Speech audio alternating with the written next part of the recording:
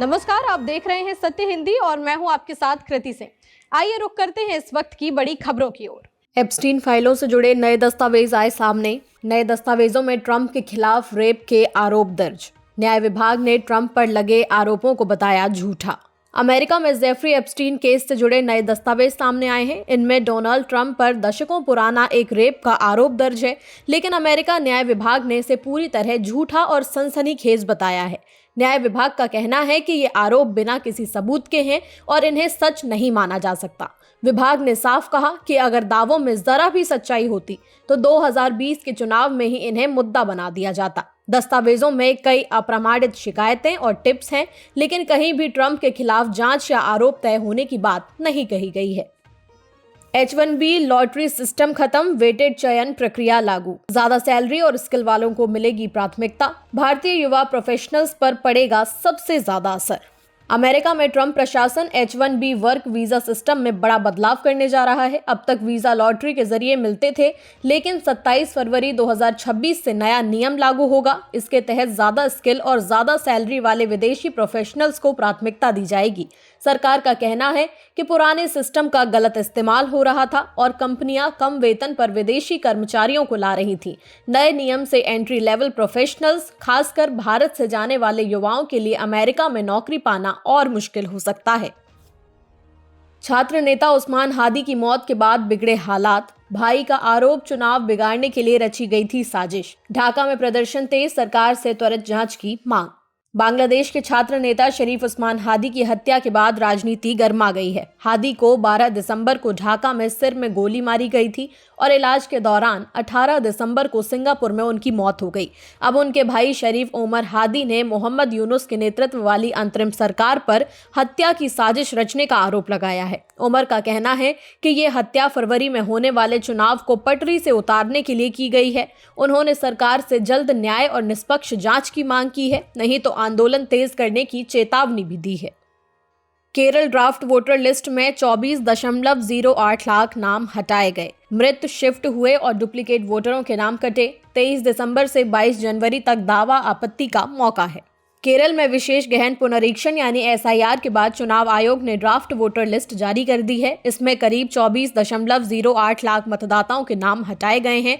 चुनाव आयोग के मुताबिक कुल 2.78 करोड़ मतदाताओं में से 2.54 करोड़ ने गणना फॉर्म जमा किए। नाम हटने की वजहों में मतदाताओं की मौत, दूसरे राज्यों में शिफ्ट होना, एक से ज्यादा जगह नाम होना या तय तारीख तक फॉर्म न भरना शामिल है। आयोग ने कहा कि 23 दिसंबर से 22 जनवरी 2026 तक लोग दावे और आपत्तियां दर्ज करा सकते हैं। अंतिम वोटर लिस्ट 21 फरवरी 2026 को जारी होगी।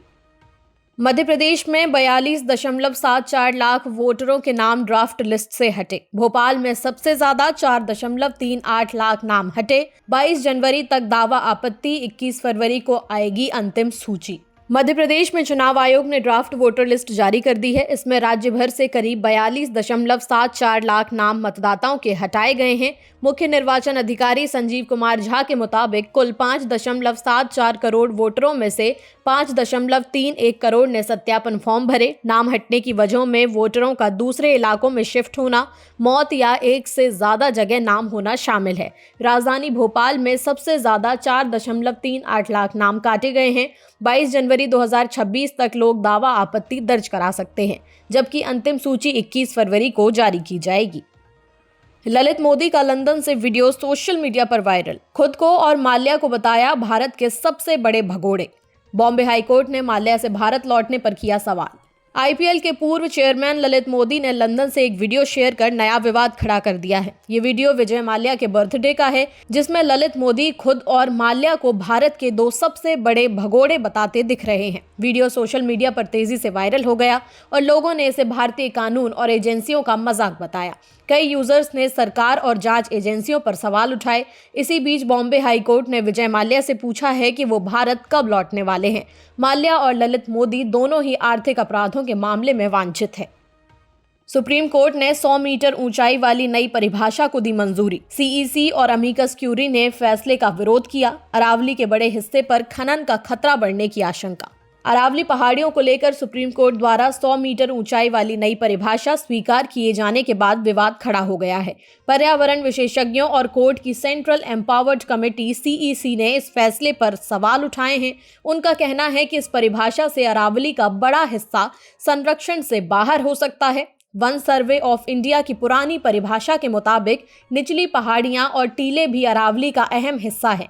आशंका है कि नई परिभाषा से खनन और पर्यावरण नुकसान का खतरा बढ़ जाएगा। असम के कार्बी आंगलोग और वेस्ट कार्बी आंगलोग में इंटरनेट बंद, अफवाह और भड़काऊ संदेश रोकने के लिए फैसला, वॉइस कॉल और लैंडलाइन ब्रॉडबैंड सेवा चालू। असम के कार्बी आंगलोग और वेस्ट कार्बी आंगलोग जिलों में कानून व्यवस्था बिगड़ने के बाद राज्य सरकार ने तुरंत असर से इंटरनेट और मोबाइल डेटा सेवाएं बंद कर दी हैं।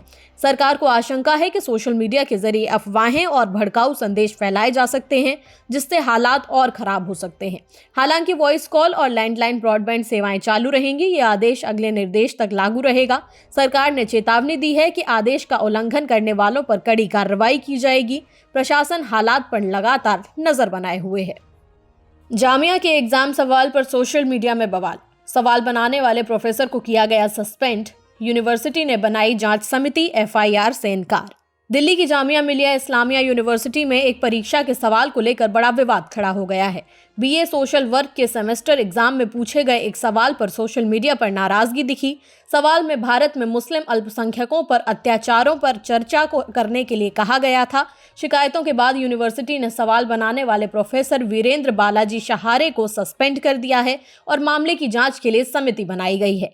यूनिवर्सिटी ने साफ किया है कि फिलहाल किसी तरह की एफआईआर दर्ज नहीं की जा रही है। जांच रिपोर्ट के बाद आगे की कार्रवाई तय होगी।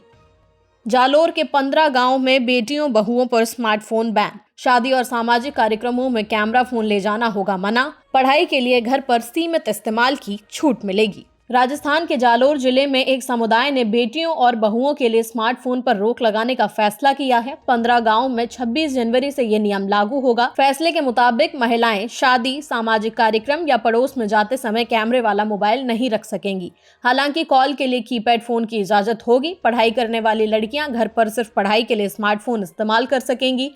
समुदाय का कहना है कि ज्यादा मोबाइल इस्तेमाल से बच्चों की आंखों पर बुरा असर पड़ता है। इस फैसले को लेकर इलाके में बहस शुरू हो गई है। फिलहाल के लिए इतना ही। देखते रहिए सत्य हिंदी।